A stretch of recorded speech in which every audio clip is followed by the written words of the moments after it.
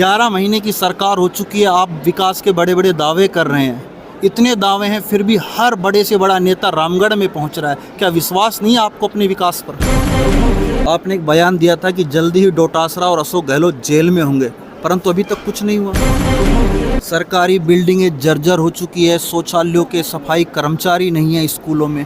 क्या व्यवस्थाएं आप?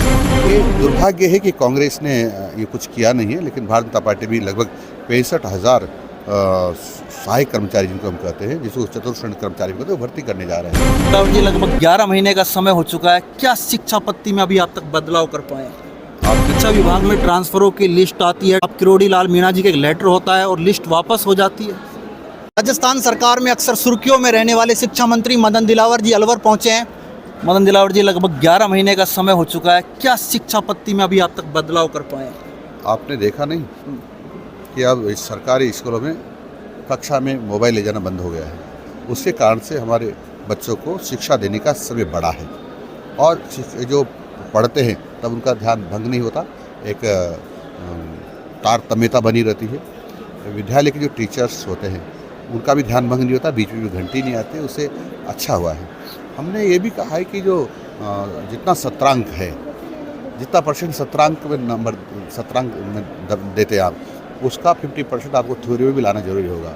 नहीं तो बच्चे तो पास हो जाएंगे लेकिन अध्यापक जी फेल हो जाएंगे।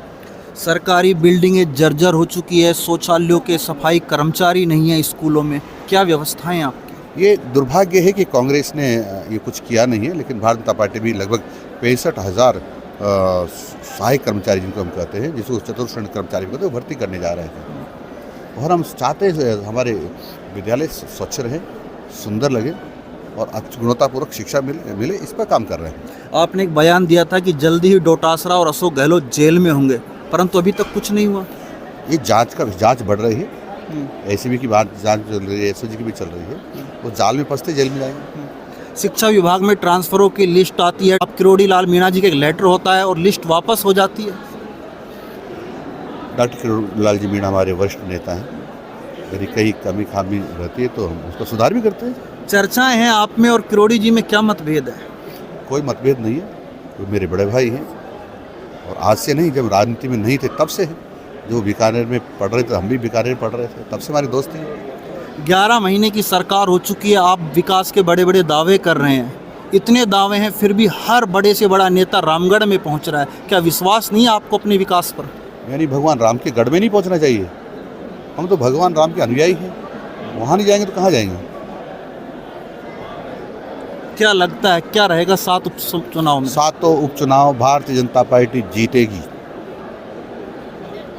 ये थे हमारे साथ राजस्थान सरकार के शिक्षा मंत्री मदन दिलावर। संदीप यादव, वॉइस ऑफ प्रतिज्ञा, अलवर।